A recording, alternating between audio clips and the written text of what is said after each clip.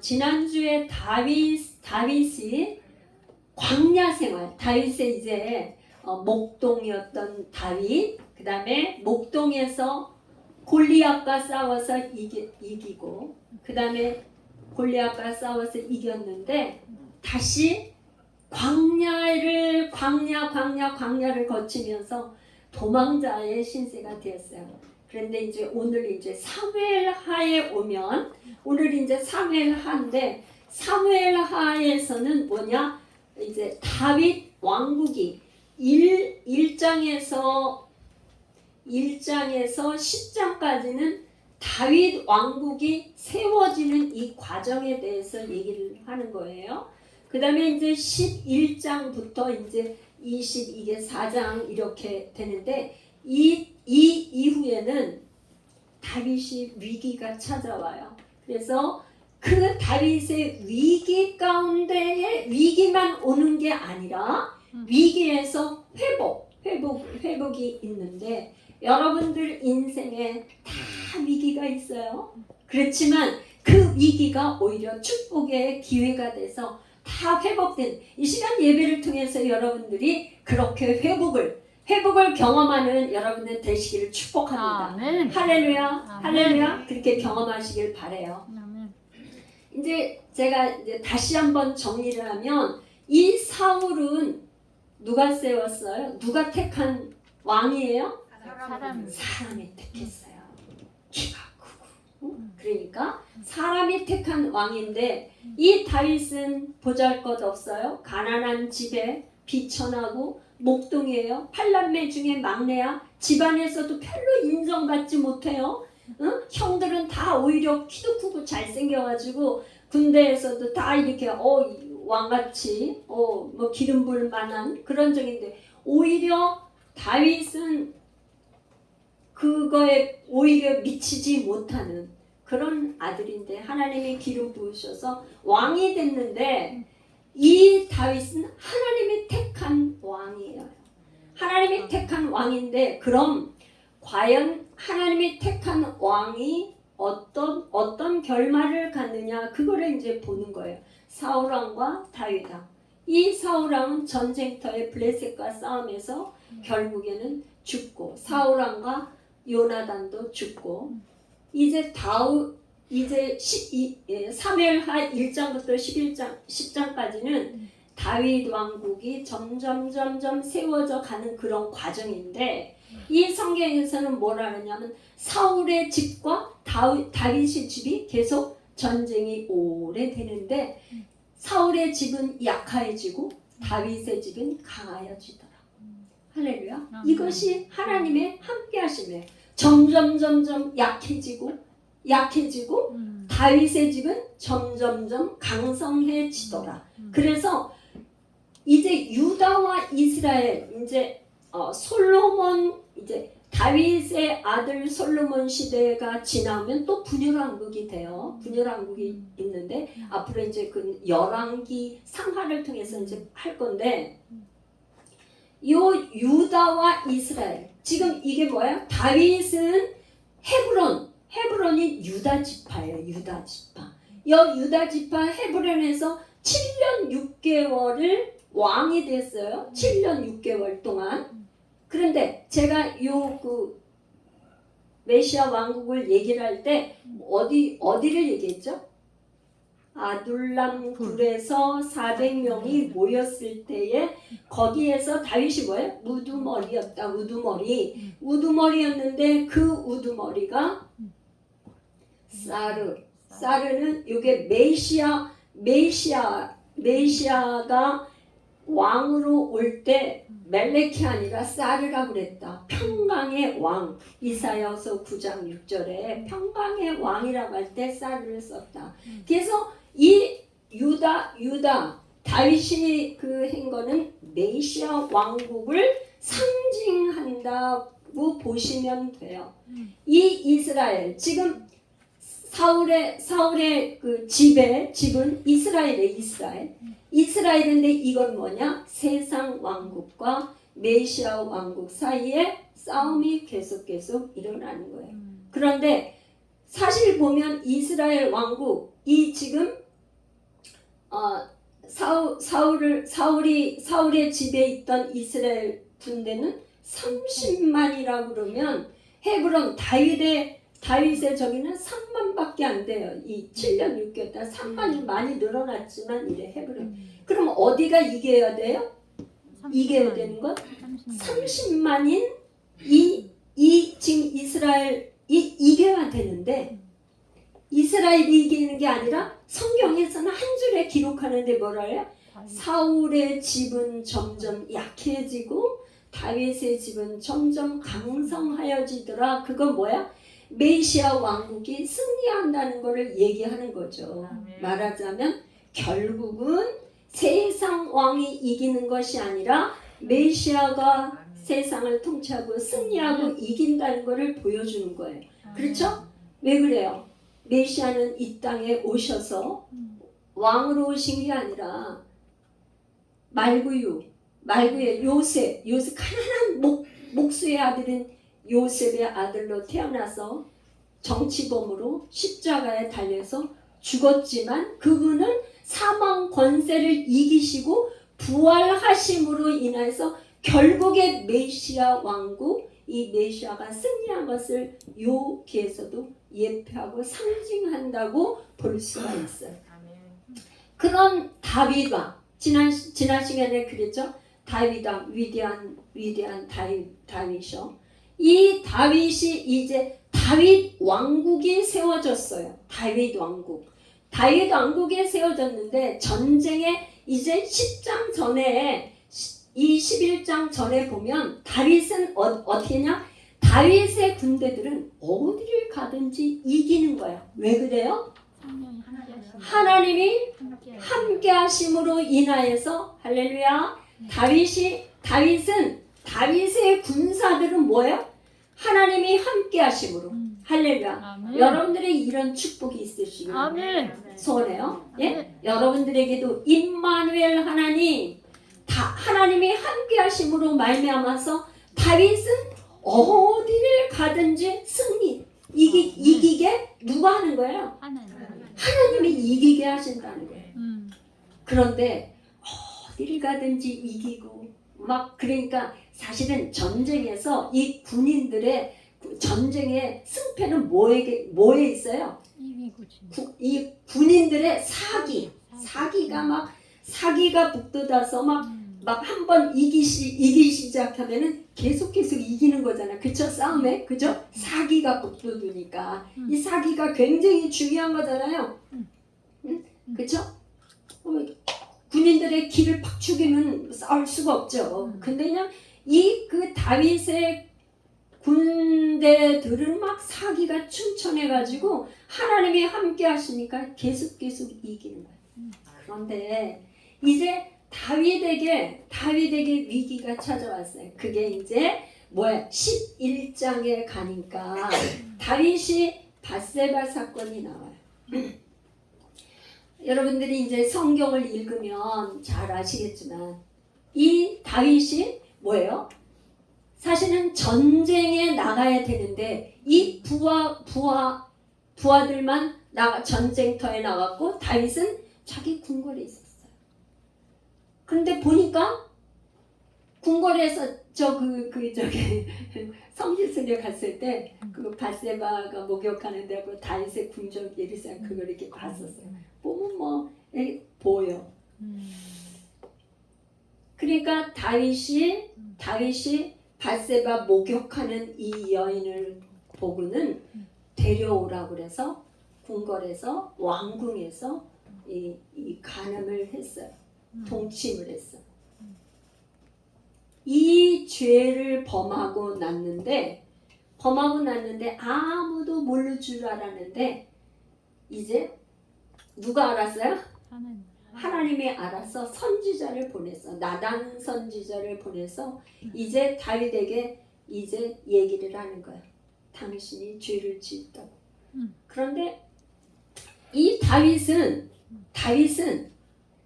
이 나단 선지자가 이렇게 얘기했을 때 오늘 본문에 읽었던 것처럼 내가 하나님께 범죄하리다.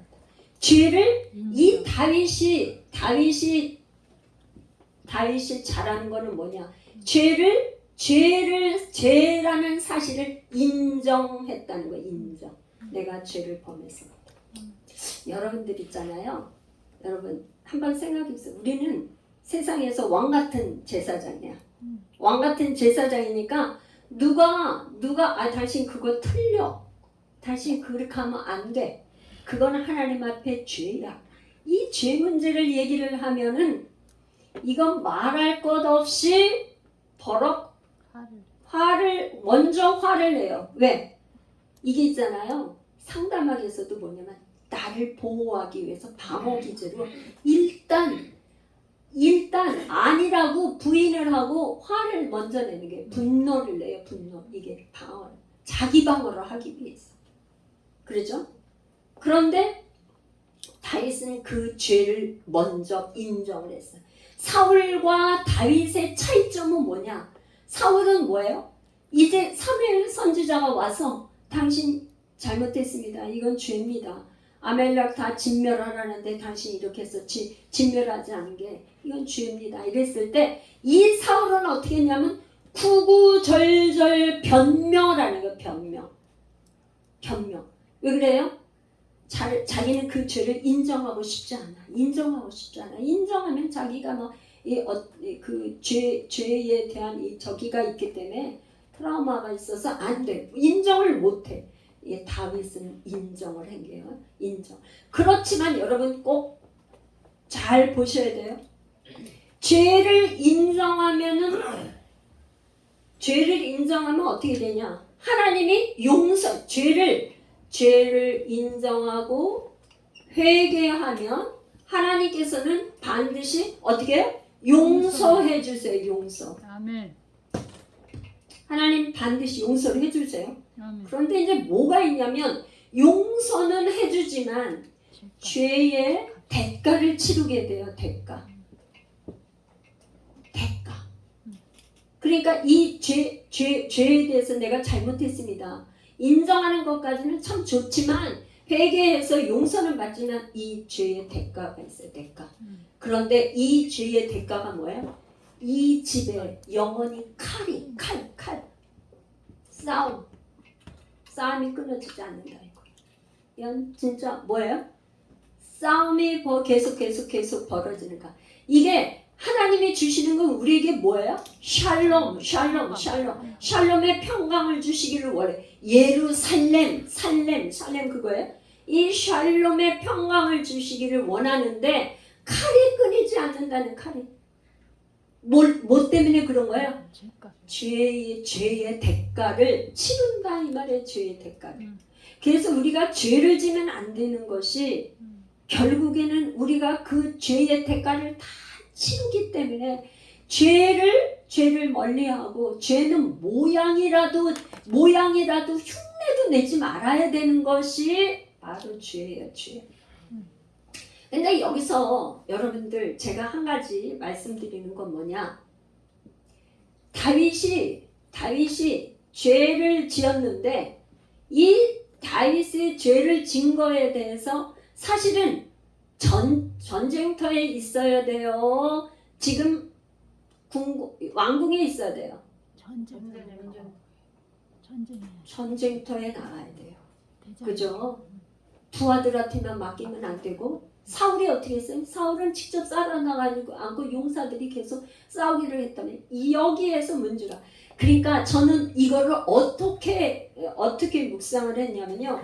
이게 자기가 싸움이라는 것은 여기서 무엇을 말하면 영적 전쟁을 반드시 해야 할 때에 영적 전쟁을 안 하면 죄가 들어와요. 죄. 영적 전쟁이 뭐예요? 기도로 무장을 하고 계속 해야 되는데 나는 아무 문제도 없어.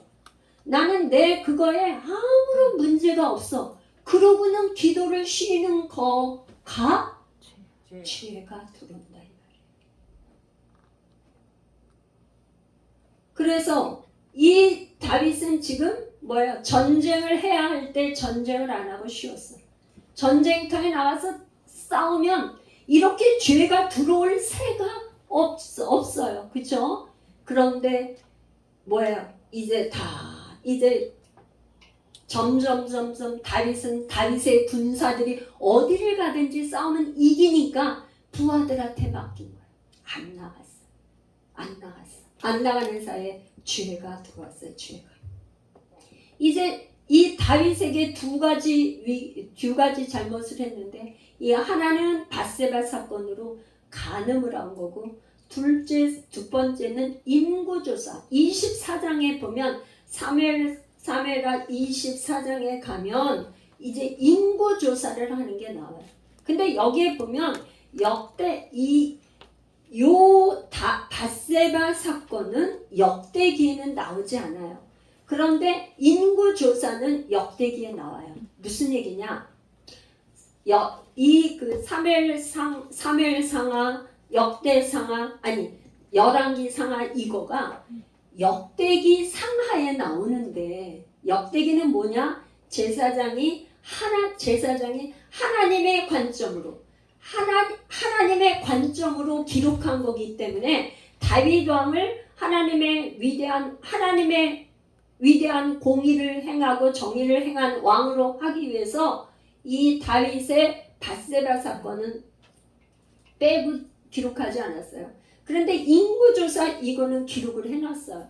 그런데 이 인구조사하는 이거는 기록을 했는데 거기에 뭐라고 돼 있냐면은 사단이 충동을 하여, 사단이 다윗을 충동을 해서 인구조사를 하게끔 만들었다 이렇게 했어요. 그런데 여기는 이제 신학자들이나 뭐 여러 가지 이제 또 해석도 있고 이렇게 하는데, 요렇게 이 인구조사를 하기 전에 이 이스라엘 백성들의 또 죄가 있고 여러 가지 그래요. 그걸로 하나님이 사단을 통해서 충동을 해서 인구조사를 함으로 인해서 이제 사울에게는 그런 어떤 선택의 여지가 없이 하나님께서 사울을 폐위시켰는데, 다윗에게는 그게 아니에요. 세 가지 중에 하나를 택하라고 그랬는데, 이 지금 다윗은 무엇을 택했냐면, 내가 하나님은 긍휼하신 하나님이니 하나님께 내가 죄의 값을 받더라도 사람에게는 받지 않겠다. 그래서 인구조사한 죄값으로 뭘 하냐면은 3일 동안 전염병이 3일 동안 전염병이 이 이스라엘의 죄값으로 전염병이 막 들어와요. 그런데 이 선지자가 또 와서 가르쳐줘. 갓이라는 선지자가 와서 다윗에게 얘기를 하는데, 이제 뭐예요? 이제 아라우나 타작마당에다가 번제를 드리라고 가르쳐줘. 그러니까 이제 아라우나 타작마당에서 이 타작마당에 소도 사고 모두 사고 해서 은 50세겔이라고 그랬어요. 그걸 사서 번제를 드립니다. 요 번제, 아라우나 타작마당이 말하자면 이게 어디냐? 아라우나 타작마당이 어디냐? 이게 창세기 22장에 가면 어디가 나오죠? 창세기 22장에 가면 아브라함이 이삭을 번제로 바치는 사건이 나와요. 창세기 22장에 가면 하나님께서 아브라함을 통해서 네 아들 이삭을 번제로 바치라 하는, 요게 어디에서 바쳤죠? 모리아산에 가서 3일길 되는 모리아산에 가서 이걸 바쳤는데, 요 모리아산이 아라우나 타작마당인데, 이 모리아산이 결국엔 여기에 솔로몬이 성전을 건축해. 그러면 어떻게 되냐? 이 아라우나 타작마당에 다윗이 성전터를 사게 된 거야. 은 50세겔에. 성전터도 사고 싹 거기를 사서, 이제 말하자면 다윗은 성전터를 마련한 게 되었고, 아까 우리가 읽었어요. 값없이는 내가 하나님 앞에 번제를 드리지 않겠다. 값이 여러분, 제사에 올 때는 뭐예요? 예배를 올 때는 값을 갖고 와야 돼. 재물을 갖고 와야 돼요. 우리 여러분들 다 여기에 재물을 냈잖아요. 그죠? 그런 것처럼 다윗이 그런 거야. 그 아라우나에 이 뭐라 하냐면 아유 왕이 오니까 다윗 왕이 오니까 여기 뭐 다 드리겠습니다. 왕이요 그냥 다 드릴 테니까 여기다 백성들이 지금 전염병이 나돌고 있으니까 다 죽게 생겼는데 번제를 드리면 하나님께서 용서해 주신다 그러니까 다 드릴 테니까 여기서 번제를 드리십시오. 소도 있고 다 있습니다. 그런데 아니다. 내가 값없이는 하나님 앞에 번제를 드리지 않는다. 그래서 이 값을 치르고 성전터를 구입해서 이 아들 솔로몬 때에 이게 여기에 예루살렘 성전이 건축되게 되는 거예요. 그러니까 이 다윗은 이 성전터만 구입한 게 아니라 환란 때에 환란이니까 뭐야? 쫓겨다니는 거야. 광야로 쫓겨다니면서 수많은 이 싸우고 나면 뭐가 있다고 그랬어요? 제가 항상 전리품이 있어요. 전리품을 금은 전리품을 다 취했는데 이 환란 중에 전쟁 중에 고난 중에 한 이 전리품 금은 동 전리품을 다 뭐에 드렸냐? 하나님 성전 건축하는데 다. 그래서 사실은 다윗이 땅도 구입해놨고 성전터도 구입해놨고 그 다음에 거기에 앞으로 지을 만한 모든 거를 다 준비해놨어. 나중에 유언을 할 때 솔로몬이 유언할 때 나는 내가 환란 중에 다 정말 그거 전리품 받은 거 다 하나님 앞에 들어서 내가 많은 걸 준비해놨지만 너는 더 많이 준비해서 하나님께 드려라. 그렇게 해서 성전을 건축하라고 예언을 해요. 자, 그러면 이제 질문이 생겨요. 그쵸? 우리 안에 질문이 생기죠. 그렇잖아요? 이 다윗이 어떤 사람이에요? 광야를 지나오면서 그는 한 17살 정도의 도망자가 됐다고 볼 때 10년에서 한 30세의 왕이 됐으니까 30세에 이 다윗 왕이 30세의 왕이 돼서 한 40년 동안 통치하니까 이때 동안 한 17세 소년으로 봤을 때 10년 이상 한 13년 동안 어떻게 광야로 도망다니면서 훈련을 받았어. 그쵸? 그렇잖아요. 그런 다윗이 여자 때문에 자기의 인생에 오점을 남겼어요. 진짜. 왜 이렇게 됐어요? 진짜 참 안타깝죠. 거기다가 이제 밧세바의 남편 우리야, 그 충성스러운 그 우리야를 자기 어떻게 자기가 저기 밧세바가 임신한 걸 알고는 뭐야? 전쟁터에 나가 있는 요압 장군한테 얘기 편지를 보내갖고 빨리 우리아를 돌려보내라. 그러니까 우리아가 왔어요. 우리아가 오니까 뭐 이제 빨리 너 집에 가서 쉬라고 하니까 많은 음식물과 함께 가라고 그랬는데 이 우리아가 집으로 갔어요, 안 갔어요? 집으로 안 가요. 안 가고 그 왕궁 옆에 그 뜰에서 그냥 머무는 거야. 그러면서 너 왜 집에를 안 가니? 그러니까 아니 지금 우리 동료 군사들이 전부 다 지금 전쟁터에서 싸우고 있는데 내가 어찌 감히 내 육신의 저기를 평안함을 위해서 내 집에 가서 이렇게 쉬고 내 부인하고 즐겁게 그렇게 할 수가 있습니까? 그럼 뭐 안 가는 거. 그러지 말고 내가 또 기회를 줄 테니까 다음 날은 가서 집에 가서 쉬라고. 집에 가서 네 부인도 좀 즐겁게 해주고 쉬라고. 자기 밧세바가 왜 그래요? 밧세바가 임신한 거를 감추기 위해서 우리아를 불러들여서 자기 그 밧세바한테 같이 잠자리를 하도록 그렇게 유도를 했지만 우리아는 자기는 그걸 거절해. 절대 그럴 수 없다고. 그러니까 이 다윗이 할 수 없이 어떻게 해요?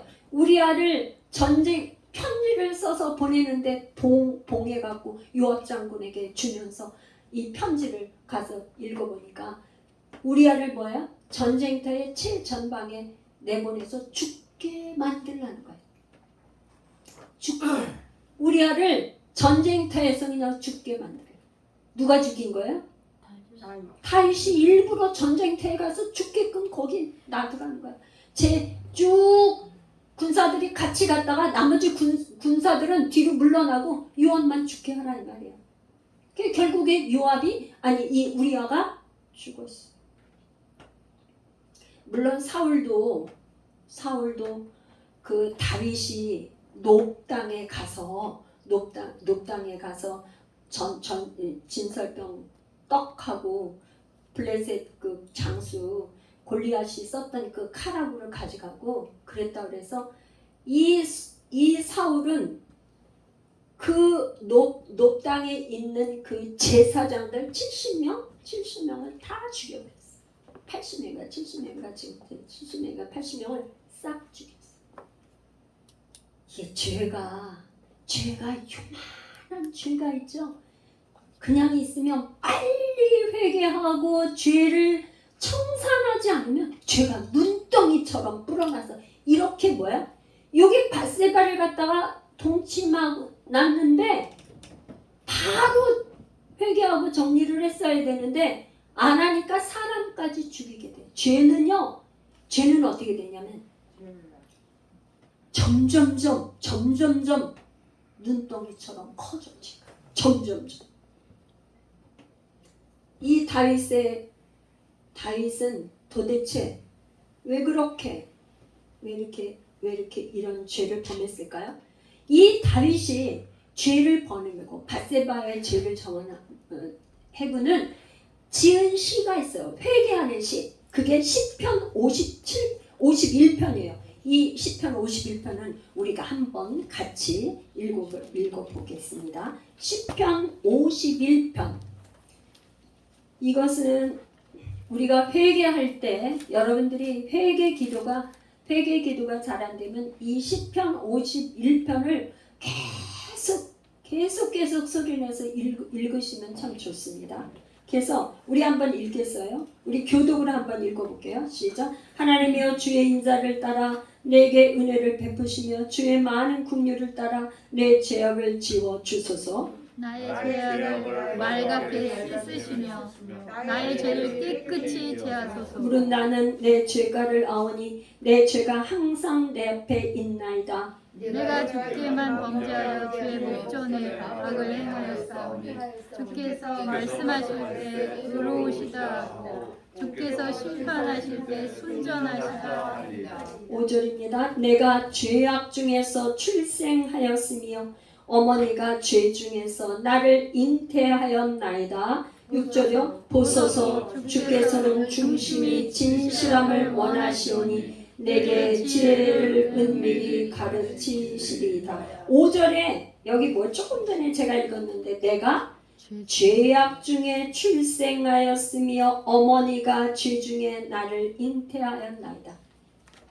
이게 뭐냐? 어머니가 죄 중에 잉태하였다.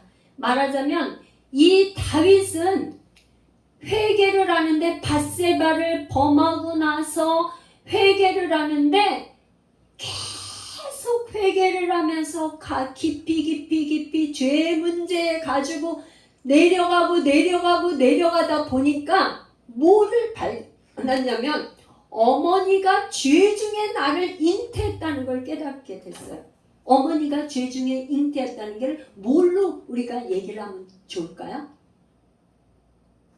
어머니가 죄 중에 나를 잉태했어요. 원죄. 아담의 원죄를 지금 회개하고 있는 거예요. 아담의 원죄. 어머니도 나를 갖다 잉태할 때 이 죄 중에 나를 잉태해서 원죄를 가지고 있기 때문에 이 원죄는 뭐예요? 내가 하나님 앞에 회개를 했다고 용서받는 게 아니라는 거를 지금 얘기를 하고 있어요. 왜냐하면 지금 다윗이 밧세바를 과 간음한 이 죄는 용서를 받았지만 죄의 대가는 치르는데 이 원죄는 있다는 것을 지금 얘기를 하는 거예요. 원죄는 이거는 뭐냐면 반드시 예수 그리스도 십자가 보혈로만 죄사함을 받을 수 있기 때문에 앞으로 메시아가 오셔서 예수 그리스도가 십자가에 달릴 것을 얘기를 하고 있는 거예요. 말하자면 아까 어떻게 했어요? 이 두 가지 사건은 아라우나 타작마당 여기가 뭐예요? 아까 얘기할 때 이게 예루살렘의 예루살렘 성전이 건축되는데 이 예루살렘은 예수님이 골고다 언덕에서 최후 십자가를 지신 사건이에요. 그러니까 이 예수님이 이 원죄 여기 지금 다음에 어디를 읽으시면 좋냐면요. 맨 마지막 19절 같이 읽어요. 시작. 그때 주께서 의로운 제사와 번제와 온전한 번제를 기뻐하시리니 그때 그들이 수소를 주의 제단에 드리라. 온전한 번제,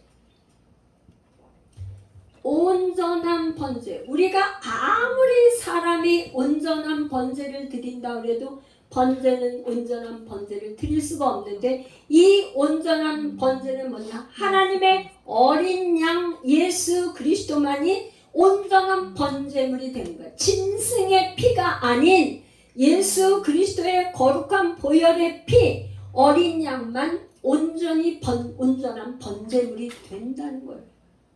아멘. 할렐루야. 아멘. 그러니까 예수 그리스도로 밖에는 우리가 이 온전한 죄사함을 받을 수 다른 거로는 안 된다는 거예요. 지금 원죄 문제를 다윗이 다루고 있어요. 이건 뭐냐? 근본적으로 마음에 있는 죄를 말해요. 마음. 여러분 무릇 지킬 만한 중에 너의 마음을 지키라. 마음.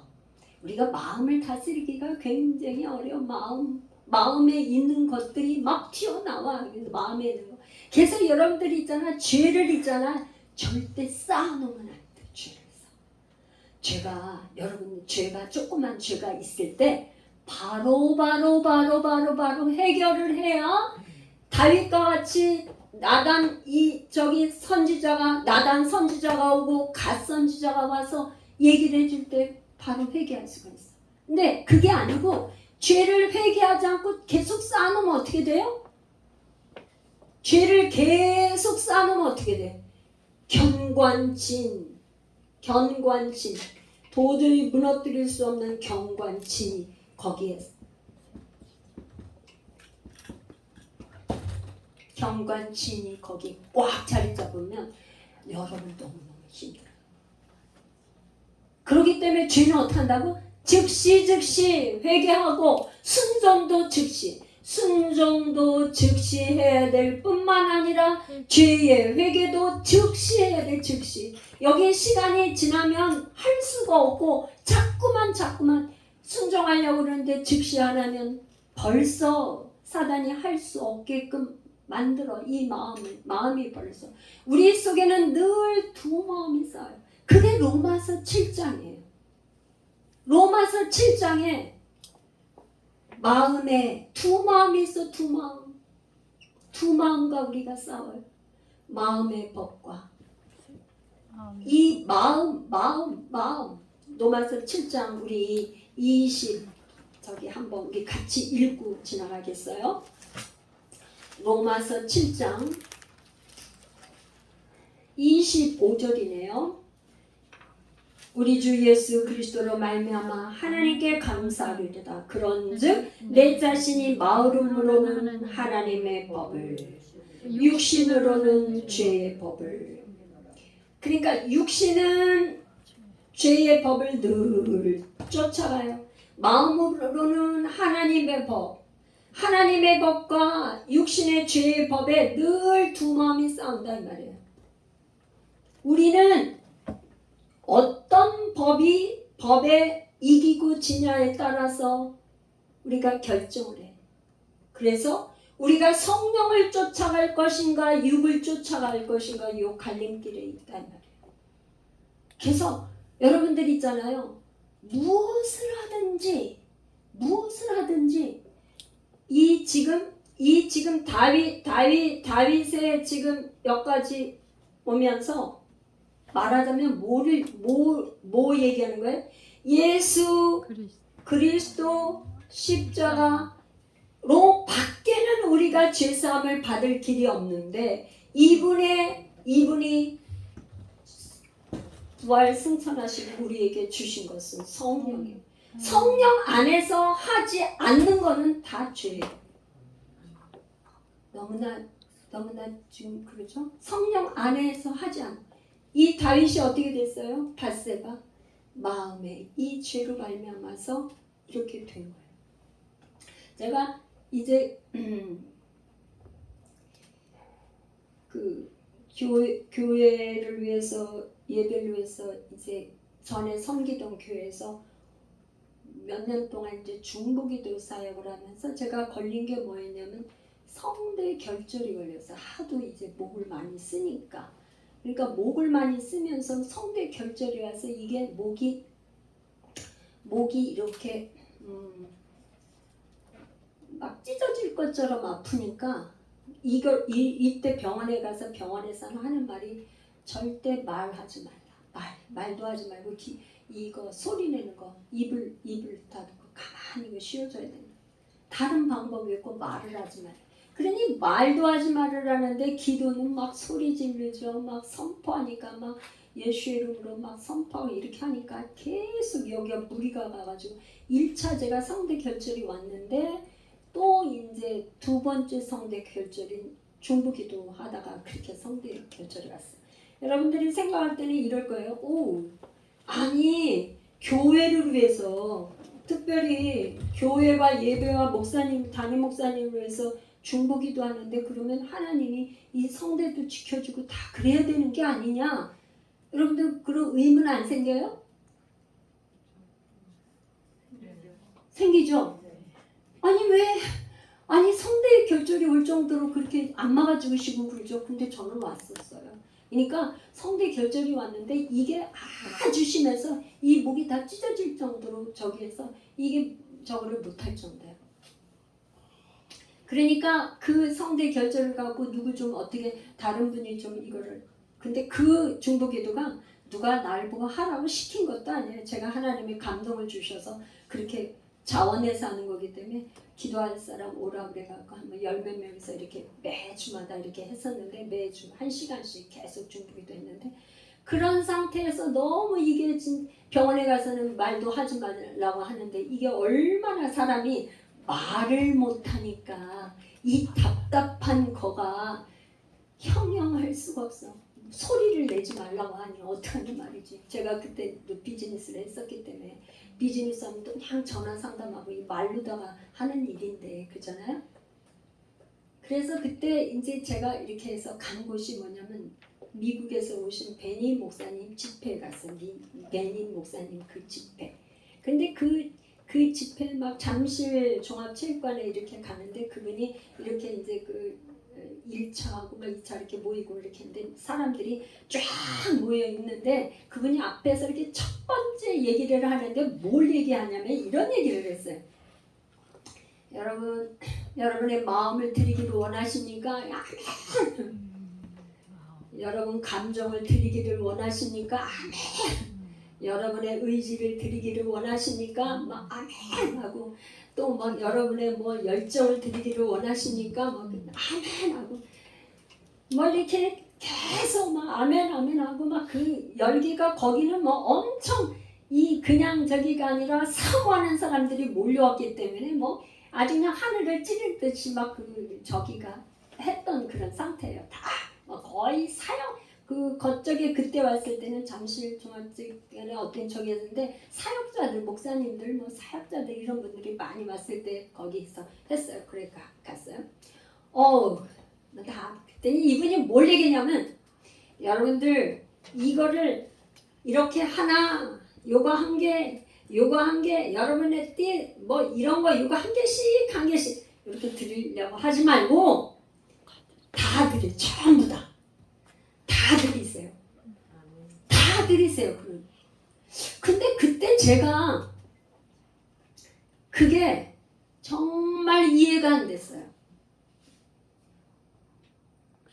그게 이해가 안 돼가지고 이해가 안 돼갖고 오랫동안 고민했어요. 이 도대체 어떻게 다 드리지? 어떻게 저걸 다 드리지? 그분이 얘기하는 건 여러분들 이거 하나씩 이거 한 개 이거 뭐 생각 드리고 감정 드리고 뭐 드리고 막 이러려고 하지 말고 다 드렸어요. 그런데 그분이 그때 이제 통역을 하는데 너무나 그분이 이제 주특기가 있잖아요. 하얀 머리에다가 아래에 하얀색으로 다 이렇게 입으시고 나오시잖아요. 너무나 아주 편안하게 쉽게 얘기하면서 여러분 다 드리세요. 근데 제가 2층에서 있다가 내가 도저히 이렇게 있어갖고는 될 것 같지가 않아. 그래갖고 늦게 가가지고 자리가 없어서 2층에 한쪽 구석이 안 돼 했는데 어떻게 하면 다 드리냐 그래요. 이렇게 봤더니 거기가 맨 앞에 1층에 그 보니까 아마도 거기에 그 진행위원들이 앉는 자리야. 진행위원들이 앉는 자리가 그분이 뭘 하다가 어디 자리에 비우신 것 같아. 맨 앞줄에 자리 하나. 2층에서부터 제가 막 아주 그냥 계단으로 해서 막 눈썹이 휘날릴 것처럼 해가지고 막 내려가서 그 자리에 앉았어. 일단 비어있으니까 내가 가서 앉았지. 그리고 뭐 그분이 막 말씀을 엄청 막 전하시고 했는데 제가 다른 거 뭘 했는데 듣질 않고 뭐 들려오질 않아. 내 입 어떻게 했어요?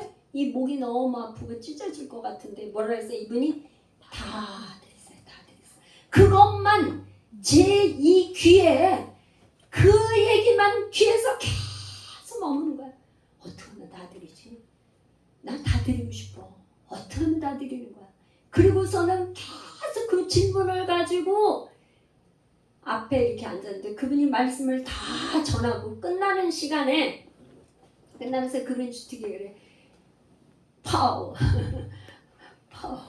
그러니까 이제 성령이 임재를 이렇게 임파테이션 하는 게 임파테이션. 성령을 임파테이션을 해주는데 이렇게 임파테이션을 하는데 파워 하는데 이게 뭔가 이렇게 이제 막 느껴지는 사람들이 막 거기서 반응을 하고 그래. 반응을 막 해. 뭐. 저는 그때 있잖아요. 별다른 반응이 없었어. 별다른 뭐 제가 막 여기서 막 불이 떨어졌거나 뭐가 했거나 뭐 그런 건 없어.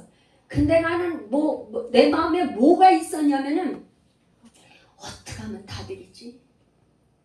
난 다 드리고 싶어. 나는 진짜 이거 다 드려. 제가 있잖아요. 특별히 지금은 목소리가 이렇게 많이 이렇게 저거하고 그런데 굉장히 하이소프라노의 가는 목소리의 미성이에요. 미성. 하나님이 특별히 주신 그 저거야. 근데 이게 2번의 성대 결절을 통해서 이게 목이 망가져가지고 많이 목소리가 고음도 잘 안 되고 찬양하기가 굉장히 어려워. 그런데 나는 정말 그때는 찬양도 못하고 성가대적인데 찬양도 못하고 악보만 들고 서 있었고 아무것도 할 수가 없는 상태야. 하나님, 난 다 드리고 나한테 가장 소중한 것까지 내가 다 드려. 나 정말 다 드리고 싶어. 내가 진짜 하는 사람들만 그때 이렇게 사역하고 그럴 때 제가 마이크 들고 이렇게 하면 목소리가 아나운서 같아요. 이런 얘기 참 많이 들었어요. 근데 이 목소리가 안 나오니까 너무 힘들어. 하나님, 난 어떻게 하면 내가 다 드리는 거예요? 난 다 드리고 싶어요. 그렇게 해서 그런 마음으로 앉아서 그랬는데 저한테 그 시간 이후에 여가 나왔어요. 할렐루야. 할렐루야. 할렐루야. 주님께. 그리고 나서 제가 깨달은 게 있어요. 세월이 나는 그게 뭔지를 몰랐어. 바로 있잖아요. 우리의 모든 것에 여러분들이 하시는 모든 거에 여러분들이 하는 거에 기도뿐만 아니라 말씀 읽는 것뿐만 아니라 봉사뿐만 아니라 여러분이 뭔가 일을 하는 비즈니스뿐만 아니라 모든 삶이 뭐해냐 성령 안에서 하시기를 축복합니다. 아멘. 이게 답이에요. 제가 결론을 얻었어요. 그러니까 뭐냐? 우리는 생각할 때 요만큼 있잖아요. 한 요만큼 내가 주일날 신앙의 단계가 이런 거예요. 신앙의 이거 좀 지울게요. 다시. 신앙의 1단계 처음 우리 교회 이제 처음 와서 이제 세례 받고 하실 분들 계시고 이렇게 해요.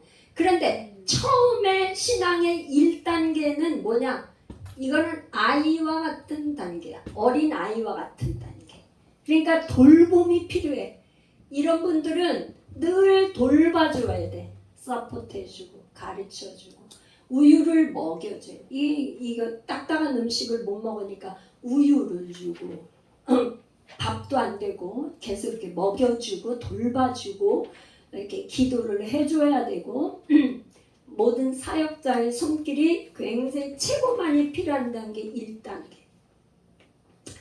여기에서 성장하면 아이가 성장하면 청소년의 단계가 돼요.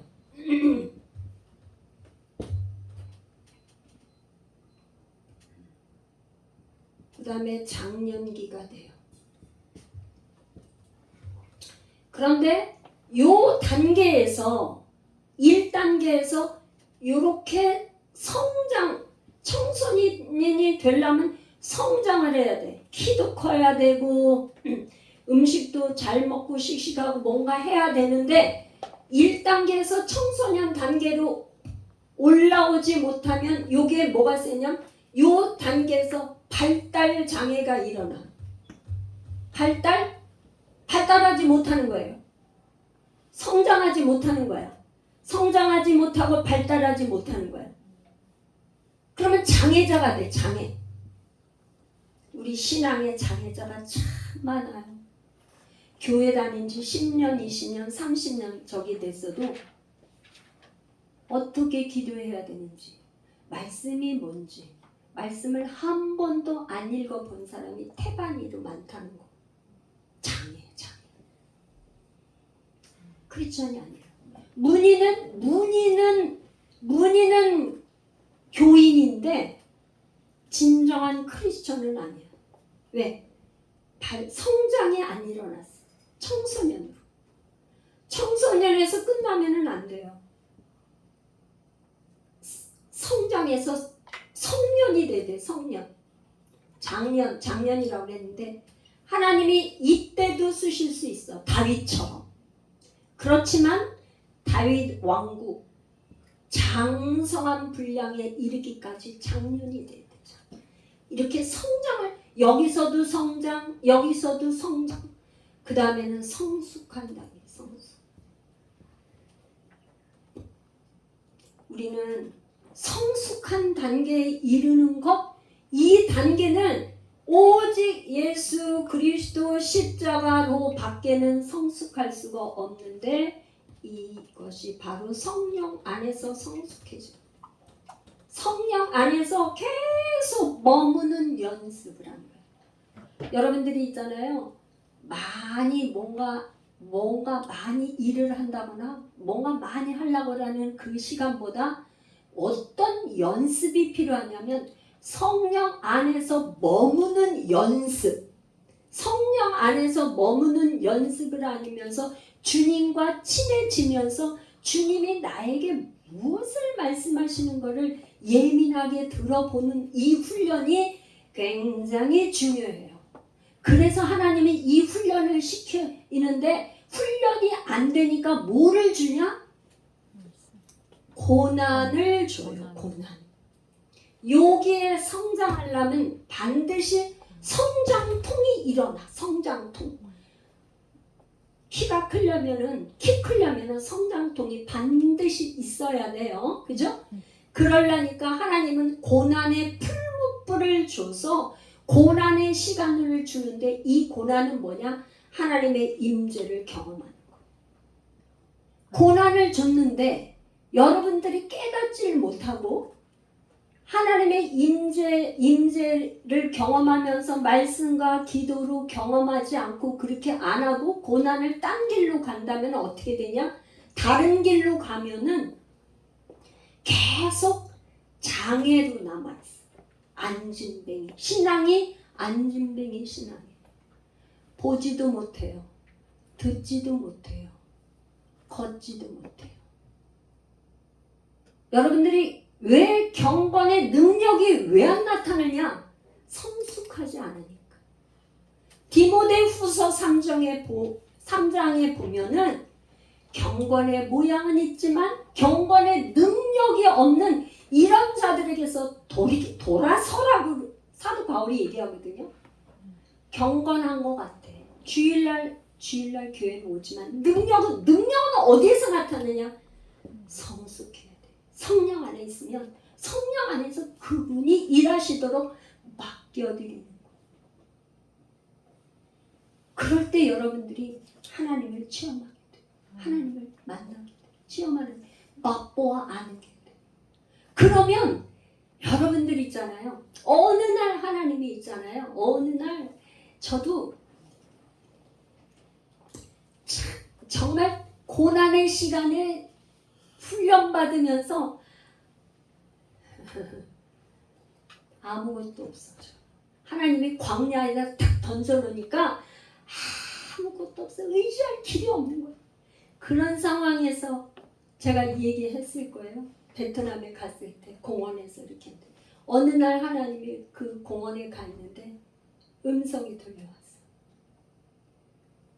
사랑하는 딸아, 내가 너를 얼마나 사랑하는지 아느냐? 이 한마디가 나의 이 고난의 풀무불에 있는 이 고통을 다 녹여줘. 아멘.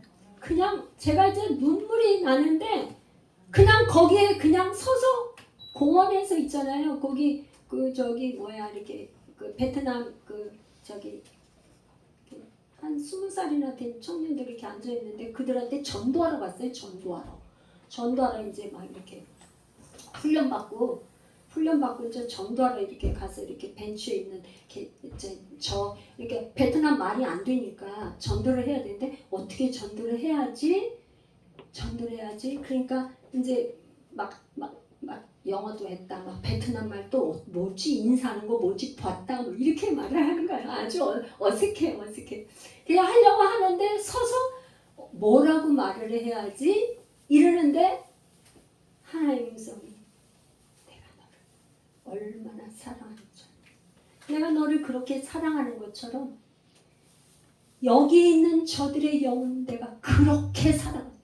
내가 너를 사랑하는 것처럼 너를 위해 십자가에 내가 물과 피를 다 쏟고 사랑하는 것처럼 저들을 그렇게 사랑한다. 그거는 다른 무엇과도 바꿀 수가 없어.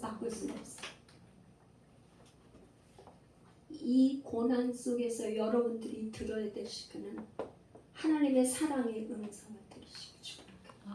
예수님이 십자가에서 죽으신 거는요, 여러분들이 더 이상 죄 가운데 있지 않고 하나님의 의인으로, 죄인이 아니라 의인으로 부르시고, 너는 더 이상 죄인이 아니야. 너는 더 이상 죄인이 아니야. 그걸 부르는 그 음성을 여러분들이 들으시면 축복해. 아멘. 그럴 때 있잖아요. 더 이상 고난이 고난으로 여겨지지를 않아. 무엇이 많은 거를 쌓아놓고 내가 있다고 해서 행복한 게 아니야. 우리는요, 태어날 때 하나님의 형상대로 우리를 창조해 놓으셨기 때문에 하나님의 뭐예요? 하나님의 음성을 들어야 만족감이 있어요. 여러분, 그거를 만족감을 주시기 위해서 사실은 뭐냐? 우리 하나님이 이 땅에서 하나님은 우리의 남편, 신랑 되신 우리는 그리스도의 신부인데 이 땅에서 경험을 하라고 결혼 제도를 주신 거예요. 결혼. 아멘. 그래서 이 여자들이 남편한테 최고로 듣고 싶은 말이 뭐예요? 사랑하라. 여자들이 제일 남편한테 듣고 싶은다는 건 매달 한 달에 한 번씩 주는 월급 봉투. 이거 소중하죠. 경제적인 거니까 이거 있어야 돼. 경제적인 거 없으면 저기가 안 되냐. 그렇지만 돈보다 그 외에 더 중요한 게 뭐예요? 남편이 사랑해 여보, 내가 당신을 사랑해. 여자들은 이 음성에 제일 목말라해. 사마리아 여인, 사마리아 우물가의 여인이 남편을 5명이나 바꿨을 때 이 여자가 들어보지를 못한 게 뭐야? 내가 당신을 사랑해. 이 음성을 들어보지 못해서 계속 남편을 바꾼 거예요. 오늘날 왜 이렇게 많이 이혼해요? 사랑이 느껴지지 않으니까. 여러분들이 남편에게서 사랑이 느껴지지 않고, 여자들은 태생이 그렇다고요. 우린 그리스도의 신부거든요. 신부는 뭐가 필요한가요?